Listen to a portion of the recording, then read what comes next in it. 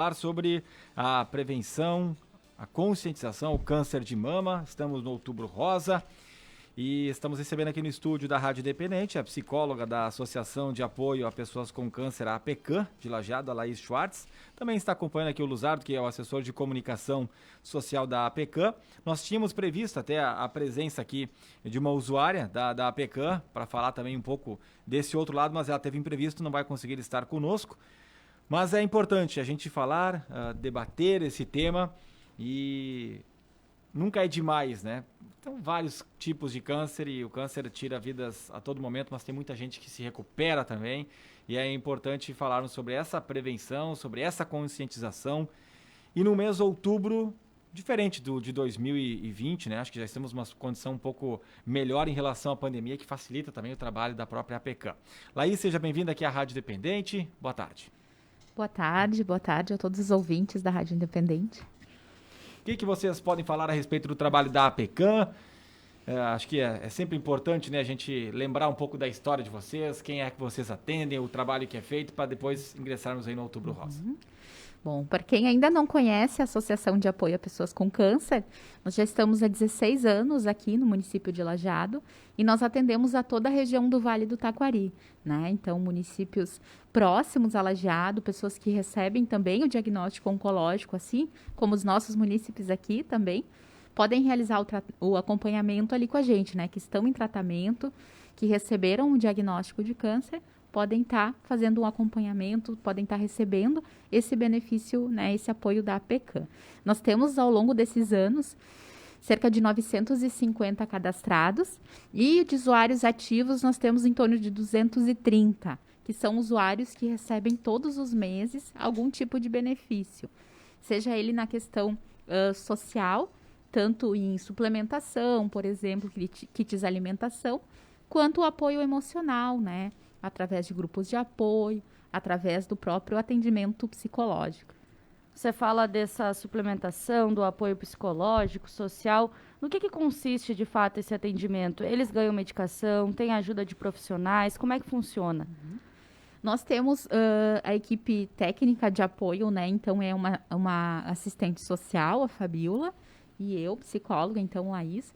A gente presta todo esse acompanhamento. A pessoa que recebe o diagnóstico, ela agenda ali com a gente um cadastro, passa pelo cadastro social, onde a Fabiola analisa e avalia o que a pessoa precisa naquele momento. E depois passa por um acolhimento emocional também. E a gente oferece esse serviço tanto para a pessoa que tem o câncer, quanto para o seu familiar. Por exemplo, se a pessoa precisa de suplementação, né, muita gente nos busca em função disso, colocou a sonda e precisa daquele suplemento no dia, né? É a alimentação que vai passar, a gente já consegue fornecer esse suplemento. Kits de alimentação, por exemplo, a gente teve uma diminuição, um aumento muito grande no pedido de kits de alimentação depois da pandemia. Pessoas que precisam da cesta básica, ou porque perderam seus empregos, ou porque a renda deu uma complicada, então a gente fornece alguma coisa em alimentação também. Além disso, a pessoa pode passar o dia na nossa casa de apoio e receber a alimentação ali gratuita, ou mesmo para quem precisa de hospedagem, né? Para quem vem de outros municípios. Como é que está a realidade da casa? Vocês estão com atendimento normal, ainda tem que ter muito cuidado? Quais são as restrições? Porque eu me lembro que a gente falou em outros momentos, já durante a pandemia, que tinha baixado bastante, né, a presença de pessoas e o próprio trabalho de vocês estava sendo afetado, como quase tudo, né? Isso. Como todos, a gente teve que fazer uma adaptação, né? Nós temos pacientes oncológicos e que já têm uma saúde, assim, um pouco mais delicada, um estado de saúde um pouco mais delicado. Então, por tempos, os nossos atendimentos, eles passaram a ser mais remotos, né? Tivemos que suspender os grupos e atividades coletivas. E agora a gente começa a retomar algumas atividades, algumas propostas de grupo. Os atendimentos individuais, eles sempre aconteceram, a gente nunca deixou nenhum usuário desamparado, né? Às vezes, se a pessoa com câncer não podia vir por uma debilidade na sua saúde, vinha um familiar para fazer todo esse trabalho, esse acolhimento. Mas os atendimentos de grupo a gente está começando a retomar, claro, com grupos muito menores do que a gente gostaria. Então, nós tínhamos grupos muito grandes antes, agora está mais restrito essa questão. Quantos eram antes e quantos são agora? por exemplo, na nossa reunião mensal, nós tínhamos cerca, às vezes, de quase 80 pessoas que participavam. Essas reuniões a gente ainda não voltou, por uma questão de não poder aglomerar. Os nossos grupos de artesanato, às vezes, participavam 10, hoje a gente tenta manter ali o número de 5, né? 5, 6 no máximo, para que a gente também consiga respeitar o distanciamento, para que a gente consiga ter esses cuidados necessários em função da pandemia. E ainda em reflexo da pandemia, você falava antes que os kits de alimentação, os pedidos deles aumentou muito. Além disso, tem alguma outra demanda, alguma outra necessidade que a casa aceita, sei lá, uma ajuda, uma doação? Nós somos uma organização da sociedade civil. Então, todo o nosso trabalho oferecido, seja na questão social, em benefícios, seja mesmo na questão psicológica, emocional, nós sobrevivemos através de doações da comunidade, né? Então, aceitamos quem quiser nos ajudar, quem quiser colaborar e conhecer o nosso trabalho. Mas a também. demanda maior seria mesmo alimentação. Isso, hoje a gente tem uma demanda que cresceu na questão de alimentação, sim. É onde tem mais, mas a gente sempre tem, como eu disse, temos 230 usuários ativos.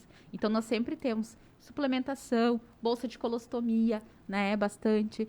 A questão do apoio, às vezes, que a gente tem solicitações em ajuda em exames, por exemplo, né? Então, a gente tem uma demanda que varia. Hoje, o que aumentou, que a gente nota esse aumento expressivo, é na questão da alimentação.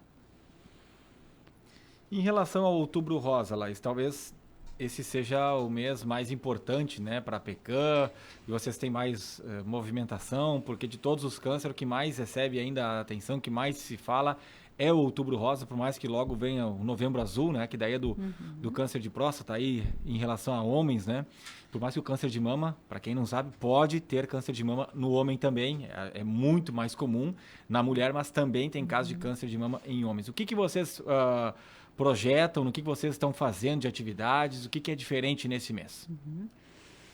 Acho que bem colocado a tua, né, noção de que homens também têm câncer de mama. Às vezes a gente passa desapercebido e nas palestras que a gente tem feito, nas ações, quando a gente fala, os homens geralmente se surpreendem. Sim, esse é um mês, né, de outubro mais forte, onde a campanha do câncer de mama, ele já está assim, todo mundo sabe que é o Outubro Rosa, que é a prevenção do câncer de mama. A gente trabalha durante todo o ano a prevenção na PECAM, mas esse mês, então, mais fortemente.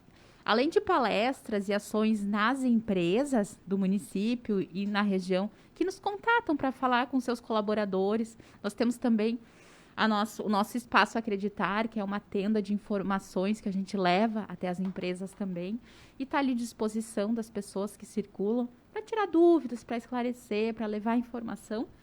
Temos também esses espaços nas mídias para falar um pouquinho e para que as pessoas saibam que é importante sim se cuidar e que é importante prevenir o câncer de mama e outros cânceres também. Entre esses outros se fala muito também o câncer de colo do útero, que também entrou para a campanha Outubro Rosa, se fala muito nisso. Isso também existem campanhas, claro, com foco no de mama, mas em câncer no geral, né?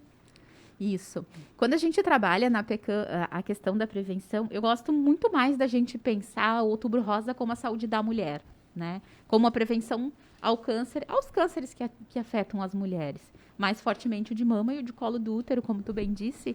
E aí a gente fala muito nas palestras e nas campanhas da importância de estar realizando os exames preventivos. Mamografia, né, o autoexame das mamas e também, né, o pré-câncer de colo de útero, para que a gente também consiga reduzir, né, os riscos de desenvolver esses tipos de câncer. Então, é pensar na mulher, na saúde integral, no cuidado integral da mulher. Tanto prevenção do câncer de mama, quanto também colo de útero e outros cânceres. Laís, você falou antes do tratamento, mas as mulheres que talvez têm dúvidas de como fazer um exame desses, de qual orientação, se tem idade, esse apoio vocês também dão, esse suporte, essa informação? Sim, com certeza, né? Eu acho que espaços como esse que levam a informação e que falam para as pessoas que estão ouvindo, que às vezes a gente acha que, mas isso já está dito. O óbvio, às vezes, a gente também precisa repetir, né? Nós damos sim essa orientação e eu sempre costumo dizer que o primeiro passo para evitar qualquer tipo ou para descobrir precocemente qualquer tipo de doença é o autoconhecimento.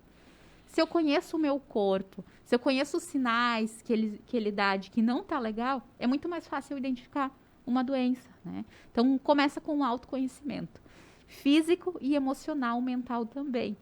porque a gente é um só, né? Nós somos uma unidade, tanto corpo, mente e espírito, a gente tem que trabalhar em equilíbrio. Então, é importante o autoconhecimento. Às vezes eu não sei fazer o autoexame, às vezes eu tenho alguma dúvida, eu tenho vergonha, né, de me tocar ou de me observar no espelho. Tem profissionais de saúde, né? Nós também estamos ali, até temos na nossa recepção uma boneca lá, um modelo que mostra, né, qual o sentido do autoexame, né, como eu tenho que fazer, aonde eu tenho que tocar, que dá ideias para que as pessoas possam tentar fazer em casa, né? Então, sim, a gente leva essa informação e incentiva as pessoas que busquem saber mais e que buscam se conhecer para evitar e para descobrir doenças precocemente. O câncer de mama, ele atinge vou reformular. Ele é responsável por quanto por cento dos cânceres da mulher? É o que mais atinge as mulheres, correto? Isso, fora o câncer de pele, né? Câncer de pele ainda é mais. Isso, câncer de pele, né, tanto em homens e mulheres é o que mais tem. Geralmente na nossa região, né? Isso, geralmente as estatísticas, elas vão retirar já o câncer de pele porque ele é bastante comum, né? O câncer de mama é o que mais... Mas o câncer de pele ele é tão letal quanto é o câncer de mama?